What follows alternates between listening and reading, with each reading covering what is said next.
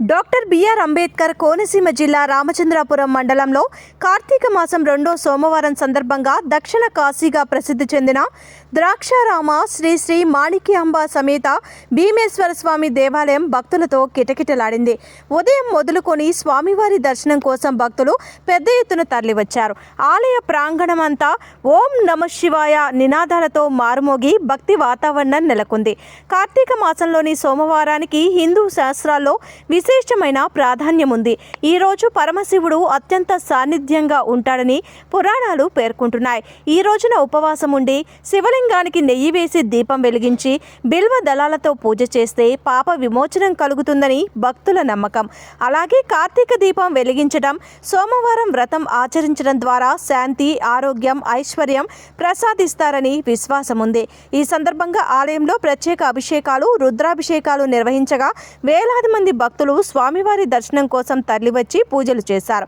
ఆలయ ఈవో అల్లు వెంకట దుర్గా భవాని మాట్లాడుతూ భక్తుల రద్దీ దృష్ట్యా క్యూలైన్లలో ఆడవారికి, మగవారికి వేర్వేరు మార్గాలు ఏర్పాటు చేశామని, మంచినీటి సదుపాయం, టాయిలెట్ సౌకర్యాలు, భద్రతా ఏర్పాట్లు ఏర్పాటు చేశారు. భవాని శ్రీ భీమేశ్వర స్వామివారి దేవస్థానం ద్రాక్షారాము సహాయ కమిషనర్ మరియు కార్యనిర్వహణాధికారి.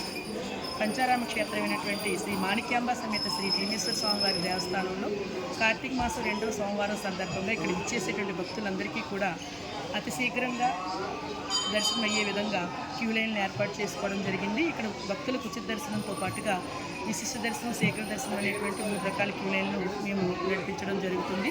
ఇక్కడ శ్రీ స్వామివారు అభిషేక ప్రియుడు కాబట్టి సోమవారం సందర్భంగా అభిషేకం చేసుకునేటువంటి భక్తులందరికీ కూడా అభిషేక దర్శనాన్ని కూడా ఏర్పాటు చేయడం జరుగుతుంది.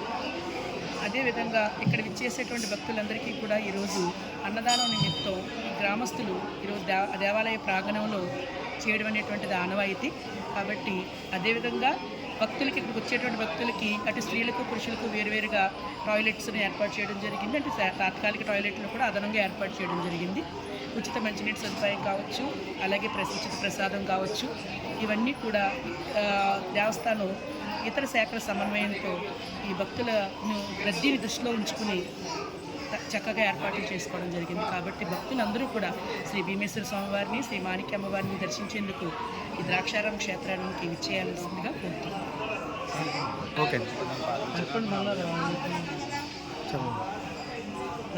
ఈరోజు సుమారు ఒక 30,000 మంది వరకు భక్తులు రావచ్చు అనేటువంటిది అంచనా. ఓం నమః శివాయ.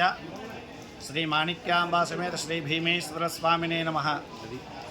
ద్రాక్షారామ క్షేత్రంలో విశేషంగా కార్తీక మాస పర్వదిన సందర్భంగా ఇవాళ కార్తీక శుద్ధ త్రయోదశి సోమవారము చాలా భక్తి శ్రద్ధలతో స్వామివారికి అభిషేకాలు, పూజలు అన్నీ కూడా విశేషంగా జరుగుతున్నాయి.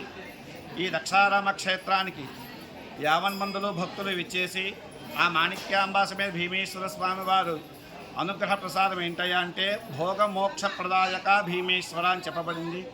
దర్శన మాత్రం చేతే భోగము, అంత్యమున మోక్షాన్ని కలిగించే క్షేత్రము ద్రాక్షారామ క్షేత్రము. కాబట్టి ఈ యొక్క క్షేత్రానికి భక్తులు 50 మంది విచ్చేసి స్వామివారి అనుగ్రహాన్ని పొందుతారని, అందున కార్తీక మాసంలో కార్తీక దామోదరుడుగాను, హరికేశవులకి సంబంధించిన మాసంగాను ఈ యొక్క భగవంతుడి దర్శనం చేసుకుంటే స్వయంభూలింగము ద్రాక్షారామ క్షేత్రము, మాణిక్యాంబ అమ్మవారి అష్టాశక్తి పీఠాల్లో 12వ పీఠము.